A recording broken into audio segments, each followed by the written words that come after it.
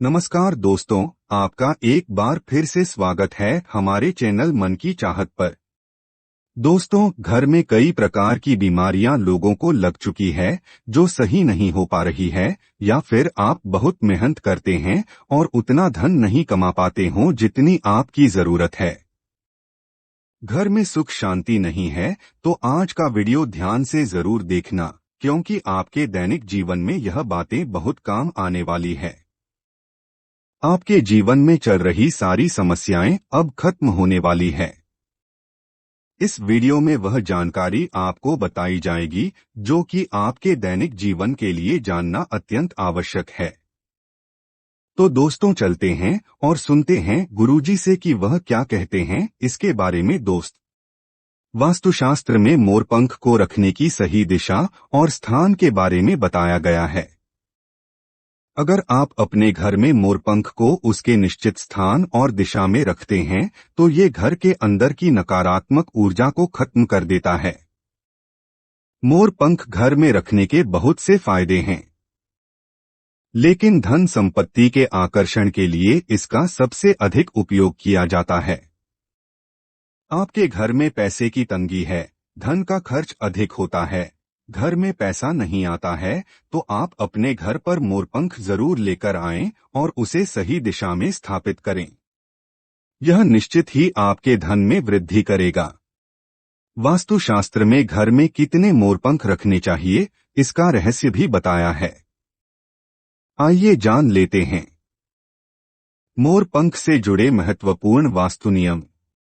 दोस्तों, सबसे पहले हम जानते हैं मोरपंख के धार्मिक महत्व के बारे में। हमारे प्राचीन शास्त्रों में मोरपंख को इतना महत्व क्यों दिया जाता है? दोस्तों, हमारे प्राचीन पुराणों में मोरपंख को एक चमत्कारिक यंत्र माना गया है। इसका प्रयोग कई प्रकार की तांत्रिक क्रियाओं में भी किया जाता रहा है। तंत्र साधना में इसका प्रयोग करके सम्मोहन, शत्रुनाश तथा बुरी शक्तियों को नष्ट किया जाता था। इसके अलावा ज्योतिष विद्या में भी मोरपंख का प्रयोग किया जाता है। ज्योतिष शास्त्र में मोरपंख से जुड़े उपाय भी बताए गए हैं। आयुर्वेद आदि ग्रंथों में विभिन्न व्याधियों तथा रोगों को नष्ट करने में भी मोरपंख सहायक होता है। मोरपंख घर से बुरी शक्तियां को दूर तो रखता ही है, साथ ही साथ विषैले जानवर मोरपंख के भय से घर में प्रवेश नहीं करते हैं। इसीलिए वन में निवास करने वाले लोग इसे अपने घर के पास रखते थे। मोर से जुड़ी पुराणों में कई कथाएं लिखी हुई है। पक्षी शास्त्र में मोर से जुड़ी एक कथा का वर्णन मिलता है। प्राचीन युग में संध्या नाम का एक असुर हुआ करता था। वह बहुत ही शक्तिशाली और बड़ा तपस्वी था। गुरु शुक्राचार्य से विद्या प्राप्त करके संध्या नाम का असुर देवताओं को अपना शत्रु मानने लगा था। उसने ब्रह्मदेव और भगवान शिव से वरदान प्राप्त किया और बहुत अधिक शक्तिशाली बन गया। उसके बाद उसने स्वर्ग पर आक्रमण किया और कई देवताओं को बंदी बना लिया। लेकिन उस असुर को पराजित करने के लिए देवताओं ने एक योजना बनाई और उसके लिए उन्होंने मोर की सहायता ली। सभी देवता और 9 ग्रह मोर के पंखों में विराजित हो गए, जिससे मोर बहुत ही अधिक शक्तिशाली बन गया और विशालकाय रूप धारण करके उस मोर ने संध्या असुर पर आक्रमण कर दिया। इस युद्ध में संध्या असुर का वध हो गया और देवताओं को उनका आधिपत्य फिर से प्राप्त हुआ।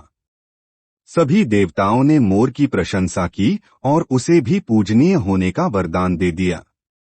तभी से मोर को बहुत ही पवित्र माना जाता है। जिससे स्थान पर भी मोरपंख होता है, वहां पर 9 ग्रहों का अशुभ प्रभाव नहीं पड़ता है। दोस्तों, केवल आशीष मुनि और देवता ही नहीं बल्कि भगवान श्री कृष्ण भी मोर की प्रशंसा करते हैं। भगवान श्री कृष्ण ने मोर की श्रेष्ठता का वर्णन किया है और उन्होंने मोर के पंख को अपने मुकुट में धारण करके मोर के श्रेष्ठ होने का प्रमाण भी दिया है। मोर पंख के बिना भगवान श्री कृष्ण कहीं पर भी नहीं जाते।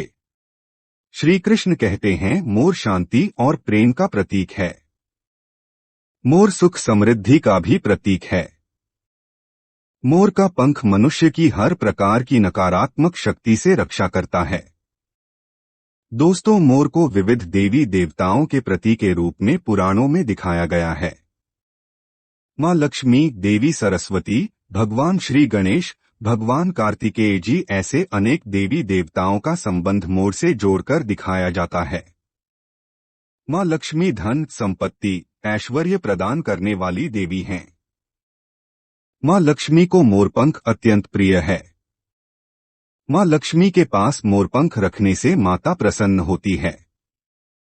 माता सरस्वती का वाहन मोर है। इसीलिए विद्यार्थियों को अपने पास मोरपंख अवश्य रखना चाहिए।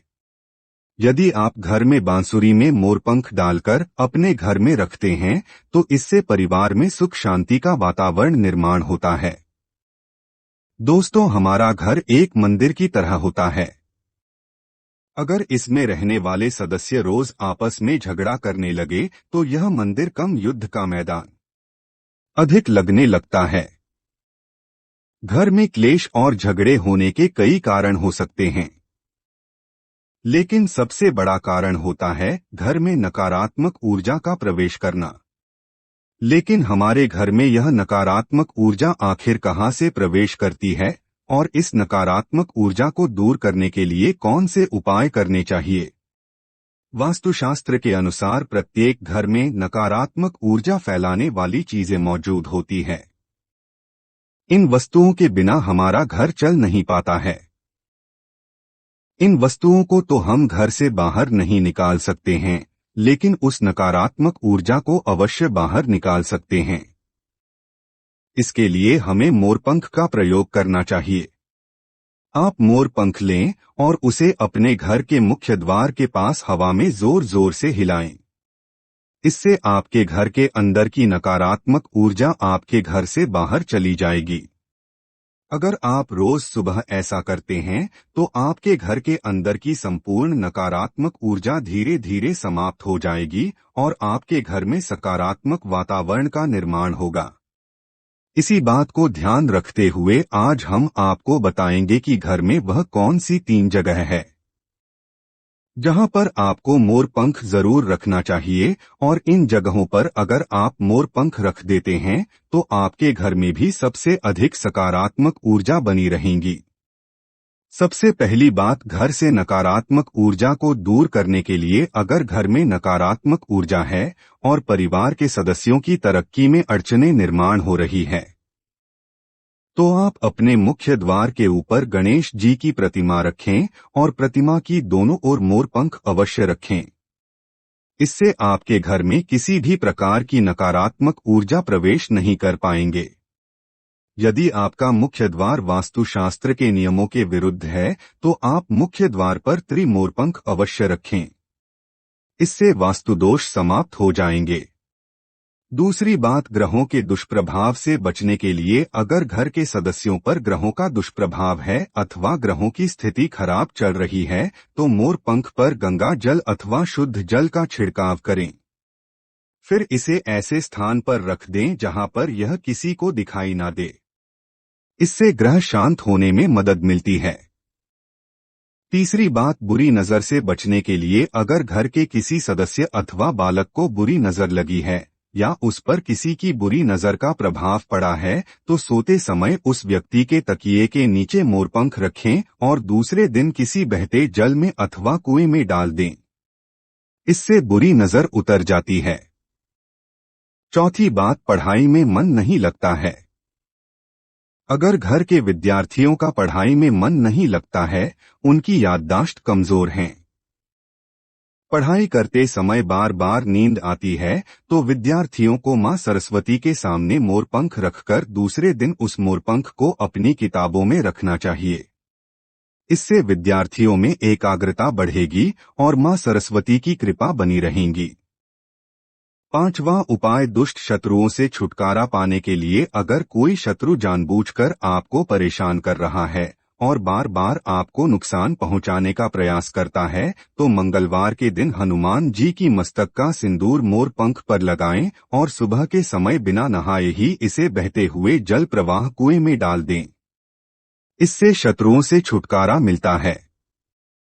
छठी बात, मनवांछित फल प्राप्ति के लिए अगर मन की कोई इच्छा अधूरी है, कई दिनों तक कोशिश करने के पश्चात भी मनवांछित फल प्राप्त नहीं होता है और कार्यों में बार बार रुकावट आ रही है, तो आप राधा कृष्ण के मंदिर में जाकर भगवान श्री कृष्ण को मोर पंख चढ़ाएं अथवा घर में ही श्री कृष्ण की मूर्ति पर मोर पंख लगाएं और अपनी इच्छा उनके सामने प्रकट करें। सातवीं बात, अगर पति पत्नी के बीच तनाव हो, अगर घर के अंदर क्लेश है, पति पत्नी के बीच बार बार झगड़े होते हैं और आपसी प्रेम कम होने लगा है, तो उनके बेडरूम में दक्षिण पूर्व की दिशा में मोरपंख रख देना चाहिए। ऐसे दोनों के बीच में प्रेम बढ़ेगा और आपसी मनमुटाव कम होगा। आठवां उपाय, धन में वृद्धि के लिए अगर धन की कमी है,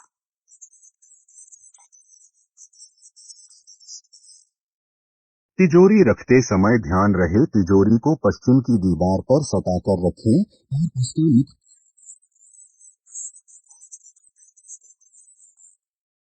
साथ ही महालक्ष्मी की पूजा में मोरपंख रखकर उसे तिजोरी में रखें। इससे घर में सुख समृद्धि आती है और धन की कमी महसूस नहीं होती है। यदि धन की समस्या आ रही है तो घर के अग्निकोण में अर्थात दक्षिण पूर्व दिशा में अपनी कमर से ऊपर कंधे की ऊंचाई पर 2 मोर पंख शुक्ल पक्ष में लगाए, जल्दी ही धन प्राप्ति के नए अवसर प्राप्त होने लगेंगे। 9वां उपाय, आप किसी भी शुभ दिन मोर का एक पंख लेकर घर के किसी ऐसे स्थान पर रखें जहां पर आने जाने वाले लोगों की नजर सबसे ज्यादा पड़ती है। असल में मोर का पंख नकारात्मक ऊर्जा को अवशोषित करता है, इसलिए आपको इसको ऐसे स्थान पर लगाना चाहिए जहां ये सभी को नजर आए। मोर के पंख का यह उपाय न सिर्फ आपको बल्कि आपके घर के सदस्यों के जीवन में भी सुख और समृद्धि जरूर लेकर आएगा। धन्यवाद।